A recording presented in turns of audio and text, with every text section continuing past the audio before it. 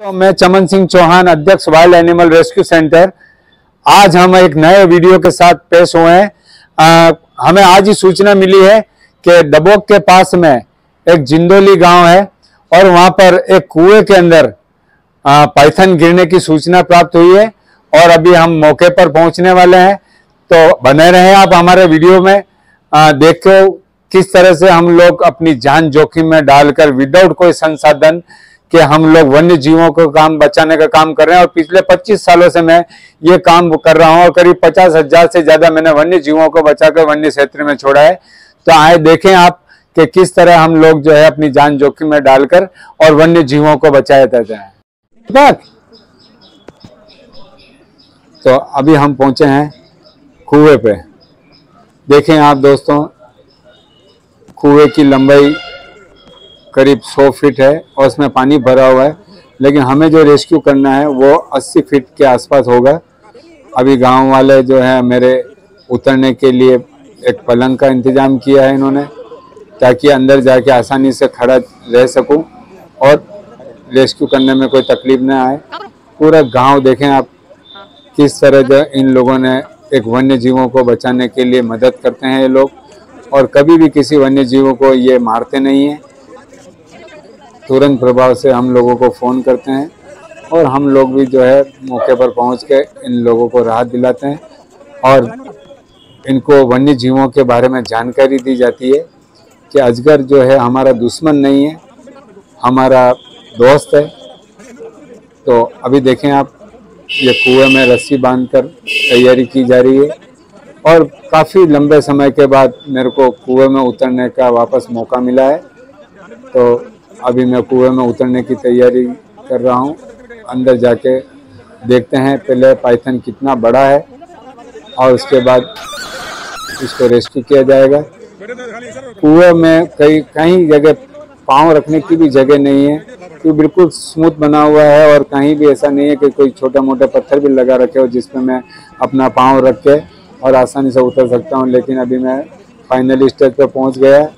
पलंग पहले से लगा रखा है हमने और पलंग के ऊपर जाके मैं जो है खड़ा रह के अपना बैलेंस बना लूँ।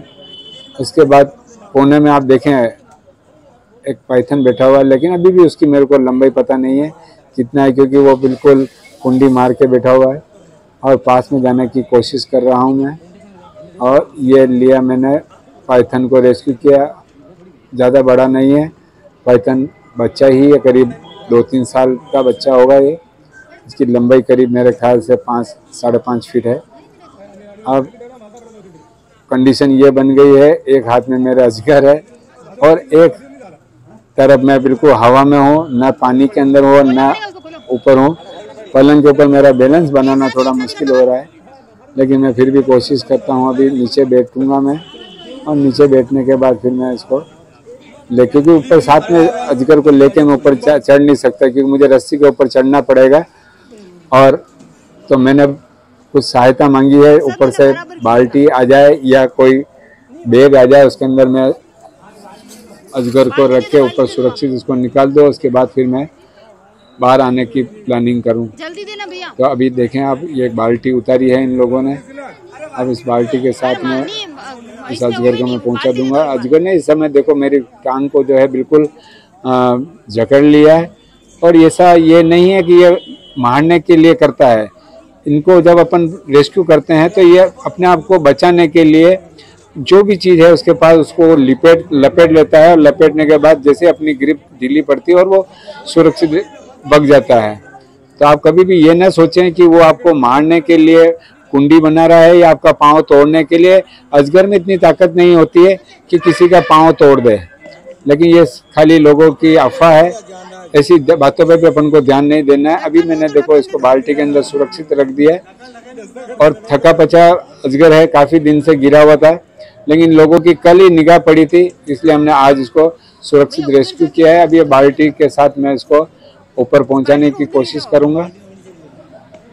पहले देख रहे हैं कहीं बाल्टी में छोड़ने के बाद अजगर बाहर ना आ जाए, लेकिन मुझे पता है कि वो थका हुआ अजगर है, बाल्टी में से बाहर आएगा नहीं। तो ऐसे मैं बाहर कर दिया अजगर को। अब मैं सुरक्षित रेस्क्यू करने के बाद वापस पुनः कुएं से बाहर निकलकर रहा हूँ और ये फाइनली इस स्टेज में बाहर आ गया। दोस्तों एक बात बताऊं, मैं करीब 25 साल के बाद वापस कुएं में उतरने का मौका मिला है। इतने लंबे समय बाद भी मैं अपने आप को चेक करना चाहता था कि क्या मैं पहले जैसा रहा या नहीं रहा, क्योंकि वन्य जीवों में हमेशा अपन को अलर्ट रहना पड़ता है। तो फाइनली मैं बाहर आ गया और वापस रस्सी जो मेरे कमर में बंधी हुई उसको हमने खोला है और अब आपको बताते हैं पाइथन। ये पाइथन बाल्टी में निकाल के मैंने ऊपर पहुंचा दिया था। अब ये सब छोटे बच्चे भी नज़दीक आ रहे हैं। अब इन बच्चों को और बड़े बुजुर्गों को सबको ये समझाया जाएगा कि अजगर होना कितना ज़रूरी है हमारे खेतों में, कि जब भी मक्की की फसल तैयार होती है, हम लोगों को बहुत बाद में पता पड़ता है कि मक्की की फसल तैयार हुई या नहीं हुई, लेकिन वन्य जीवों को पहले से पता पड़ जाता है। और अजगर जो है खेतों में जाकर पहले से ही कुंडी बनाकर बैठ जाता है, ताकि जो भी वन्य जीव उस फसल को नुकसान देने के लिए आएगा उसको अजगर जो है अपना निवाला बनाता है। जैसे मोर, सियार, रोजड़ा, हिरण, जंगली सुअर, ये सभी वन्य जीव इंसानों के खाद्य सामग्री पर डाका डालते हैं और अजगर ऐसे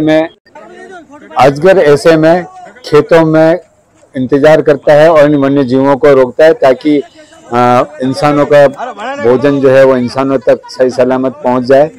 तो ऐसे में कभी भी अगर अजगर आपके खेतों में या गांव के अंदर आ जाए तो कृपया करके उसको किसी प्रकार का नुकसान न पहुंचाएं और हमने जो बताया बस उसी पर ध्यान दें और कोशिश करें कि उसको रेस्क्यू करने की जरूरत न पड़े।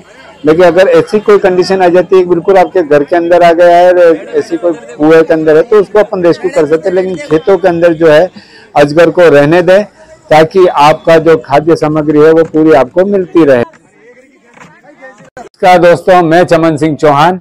आप हमारे YouTube चैनल से जुड़े हैं और Facebook चैनल से जुड़े हैं और ज़्यादा से ज़्यादा सब्सक्राइब करें, ताकि हम आपको ज़्यादा से ज़्यादा अच्छे से अच्छे वीडियो अवेलेबल कराते रहें।